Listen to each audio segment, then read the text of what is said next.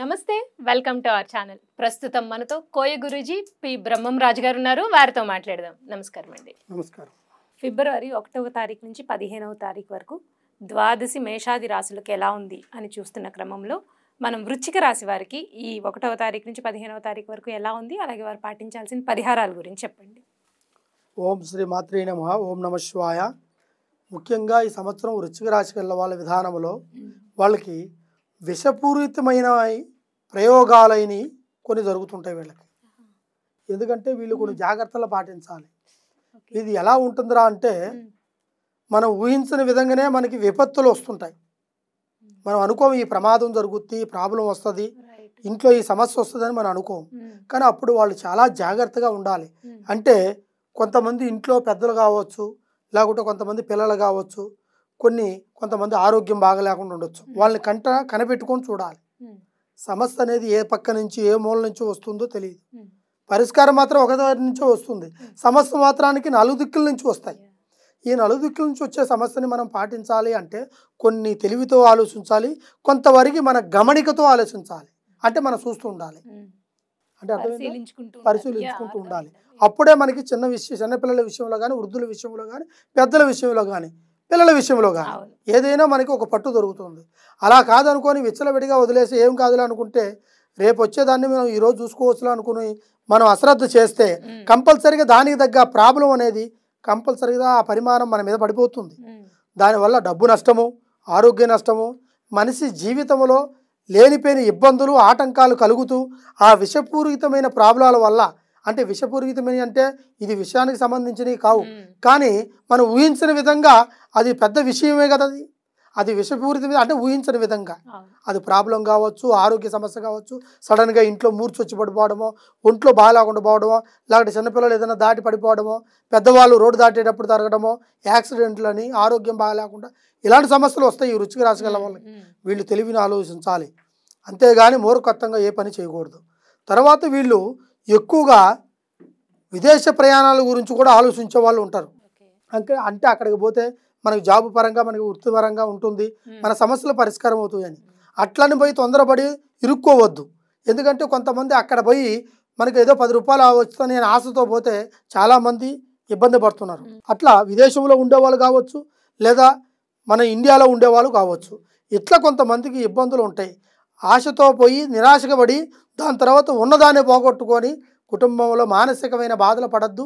అది భార్య పిల్లలు కూడా బాధపడాల్సిన అవసరం లేదు. తర్వాత రెండోది, ఉద్యోగం గురించి చేసేవాళ్ళు ప్రయత్నిస్తూనే ఉన్నారు చాలామంది, కానీ ఉద్యోగాలు జరగట్లే. వాడికి ఎంత బాధ ఉంటుందో ఆ బాధ చెప్పుకోలేని బాధ.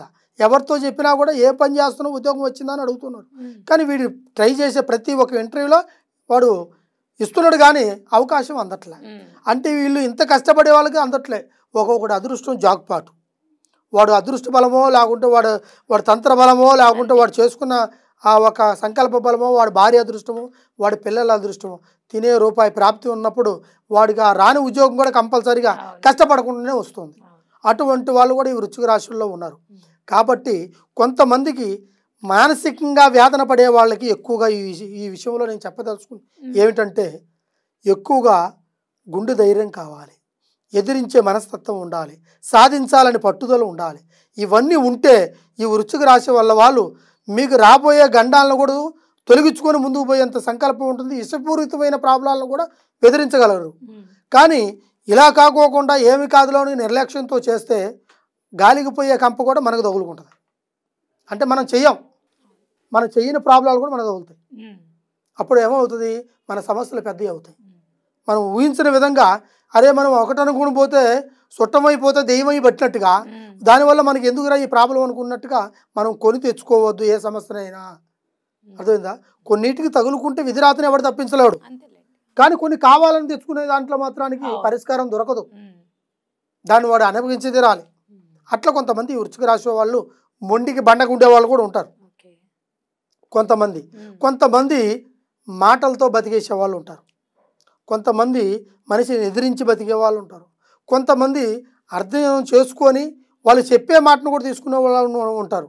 అట్లా కూడా ఈ వృశ్చిక రాశి గల వాళ్ళు ఉన్నారు. కానీ కొంతమందికి తెలిసి తెలియక కొన్ని చిన్నపాట్లు పొరపాట్లు కూడా చేస్తారు.